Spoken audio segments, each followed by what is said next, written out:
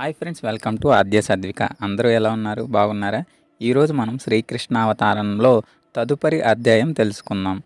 తన భార్యను ఏ విధంగా రక్షించాలో ఆలోచించిన తరువాత వసుదేవుడు పరమ పాపి అయినప్పటికీ కంసునితో అతి గౌరవంతో మాట్లాడడం మొదలుపెట్టాడు. ఒక్కొక్కసారి వసుదేవుని వంటి పరమ ధర్మాత్ముని కంసుని వంటి అతి దుష్టమైన వ్యక్తిని ముఖస్థుతి చేయవలసి వస్తుంది. రాజకీయ కలాపాల తీరే ఆ విధంగా ఉంటుంది. వసుదేవుడు ఎంతో దుఃఖంతో ఉన్నప్పటికీ బయటికి నవ్వాడు. కంసుడు పరమ క్రూరుడు కాబట్టి సిగ్గుమాలిన కంసునితో అతడు ఈ రీతిగా వ్యవహరిస్తూ, బావా, నీ సోదరి వలన నీకు భయం లేదనే విషయాన్ని దయచేసి గమనించు. ఆకాశంలో భవిష్యవాణి విన్నావు కాబట్టి నీవేదో ప్రమాదాన్ని శంకిస్తున్నావు, కానీ ప్రమాదము నీ సోదరి పుత్రుల వలన కలుగుతున్నది కదా.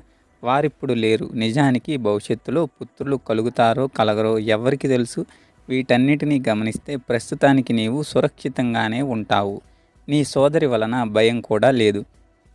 ఈమెకు పుత్రులు కలిగితే వారిని నీకు సమర్పిస్తానని నేను వాగ్దానం చేస్తున్నాను.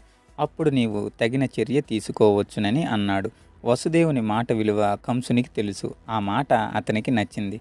అందువలన హేయమైన సోదరి వధను అతడు